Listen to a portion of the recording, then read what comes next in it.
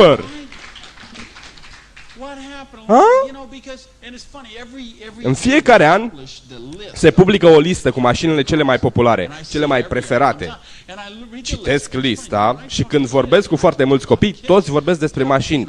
Ei spun, o să-mi iau un Corvette, un Lamborghini, un Ferrari, tarara. Și când se publică această listă, vede o Toyota, Holden, Mercury, Ford Escort. Deci mașini falite, mașini de faliți. Mașini de faliți. Acestea sunt mașini pe care le fac pentru oameni faliți. Vă dați seama care e legătura? Ca și cu Holden-urile pe care le aveți aici. Toate acestea sunt făcute pentru oameni faliți. Și atunci, cum se face că în lista respectivă nu văd Ferrari, nu văd Lamborghini, nu văd Jaguar? Cum se face că nu văd toate aceste mașini? Pentru că toți oamenii au renunțat la visele lor. Am cumpărat mașina asta pentru că este loc în portbagaj și ne putem permite să ne plătim ratele. Atunci acceptă să cumpere o astfel de mașină. Vor să cumpere o altă casă, se stabilesc la un loc de muncă și se stabilesc într-o viață liniștită și disperată. Cu toate acestea ar putea să trăiască o viață plină de bucurii, de aventuri, de prosperitate și de fericire. Despre acest lucru vreau să vă vorbesc în seara asta și vreau să vă gândiți la el cu adevărat. Este o probă, e o provocare pe care vă lansez. Vreau să vă gândiți la 5 lucruri pe care le-ați face sau pe care le-ați realiza dacă nu ați lua în considerare banii, dacă banii nu ar fi un scop. Trebuie să vă gândiți la aceste lucruri. Nu vreau să le scrieți pe hârtie, dar vreau să vă gândiți la ele. Dacă ați avea banii lui Bill Gates, dacă ați fi miliardari, ați conduce mașina pe care o conduceți acum? Ha? Vă rog să-mi răspundeți la această întrebare. Ha? Câți dintre dumneavoastră, și vreau să-mi spuneți adevărul, câți dintre dumneavoastră ar avea o mașină diferită în parcare în seara aceasta? Bun. Dacă banii nu ar fi scopul, dacă ați avea 30, 40, 60 de miliarde de dolari, câți dintre dumneavoastră ar avea un acoperiș diferit deasupra capului când s-ar întoarce acasă în seara asta? Câți dintre dumneavoastră ar avea o garderobă mai bună? Doamnelor, câte dintre dumneavoastră ați avea dulapuri mai mari? Acest lucru îmi spune ceva. Îmi spune că aveți vise și că vreți să le trăiți. Altfel nu vă aflați aici în seara asta. Majoritatea australienilor, majoritatea locuitorilor din Noua Zeelandă, majoritatea americanilor, britanicilor care vizionează acest film nu se adună într-un astfel de cadru. Majoritatea se așează pe o canapea, se scarpină în cap, beau bere și se uită la filme proaste 6 ore pe zi. 6 ore este viața lor. 6 ore. Asta e viața lor. Luni dimineața la 6:30 sună ceasul. Și lovesc butonul și spun încă 15 minute, te rog, mai așteaptă 15 minute. 15 minute. După aceea se ridică din pat, merg la baie, se rad, iau micul dejun la un McDrive pe undeva și au o slujbă pe care chiar o urăsc. 85% dintre ei își urăsc locul de muncă. Fac acest lucru de la 6 dimineața până la 5 după amiaza când intră în trafic și se duc acasă. Poate că iau cina, se pun în fața televizorului și stau acolo până adorm. Se trăsc până în pat și dorm până marți dimineață. Și marți dimineață ce se întâmplă? Marți dimineață?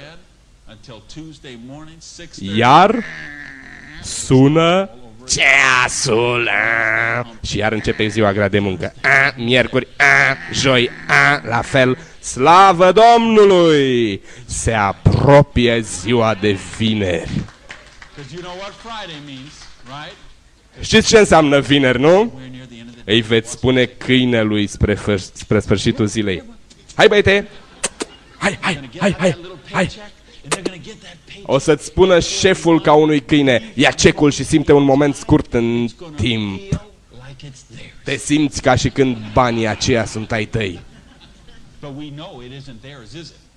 Dar noi știm că nu e așa, pentru că există facturi care trebuie plătite și banii sunt cheltuiți înainte de a-i lua.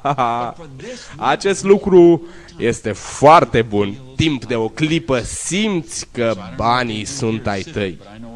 Nu știu ce se întâmplă în Sydney, dar știu ce se face în Statele Unite. Se duc la Pizza Hut. Se duc la Pizza Hut unde mănâncă carne, brânză, beau Pepsi dietetic, dar asta nu prea se utilizează. După Pizza Hut se duc la magazinul de casete video din cartier, unde închiriază 2, 4, 5, 6, 8, chiar 10 casete video ca să-și petreacă weekendul. Weekendul și-l petrec pe aceeași canapea, scărpinându-se în cap, bând aceeași bere și fac asta întreg sfârșitul de săptămână. Se uită la casetă după casetă și nu mai trebuie să se gândească la viața lor de disperare liniștită până când luni la ora 6 dimineața. Ce se întâmplă luni la 6 dimineața? Sună ceasul când totul ia de la capăt. Asta este viața multor oameni. Este viața a milioane de oameni. Ei pierd viața adevărată. Pierd bucuria adevărată. Și nu vreau ca acest lucru să vi se întâmple dumneavoastră. N-am venit aici de la 12 mile distanță ca să vă spun ceea ce vreți să auziți.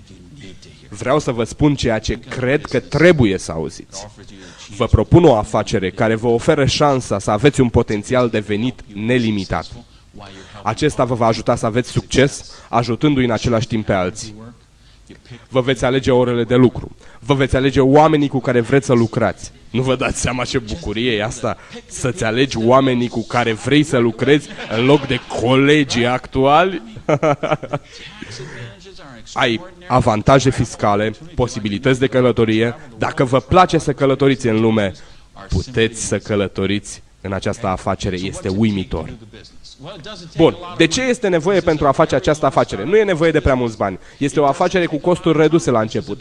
Nu vă ia foarte mult timp, puteți să lucrați 7-10 ore pe săptămână. Acum vreau să vă povestesc despre un plan între 2 și 4 ani. Probabil vă gândiți că e o schemă de îmbogățire rapidă. Da, asta și este. Pentru că dacă te poți îmbogăți în 2-4 ani, înseamnă că asta e o schemă de îmbogățire rapidă. După părerea mea, unii au un plan pe 40 de ani, unii lucrează la o slujbă pe care o urăsc de 45 de ani și ies la pensie la 65 de ani și încearcă să-și trăiască anii de aur cu jumătate din ceea ce obțineau atunci când munceau. Cu jumătate din ceea ce obțineau atunci când munceau. Deci, vă dați seama, pensia este jumătate din salariul pe care îl aveați. Și în toate țările în care am fost, și nu vă pot spune în câte țări am fost, în țări socialiste, în țări cu drept liber de inițiativă, lucrurile stau la fel în toate țările.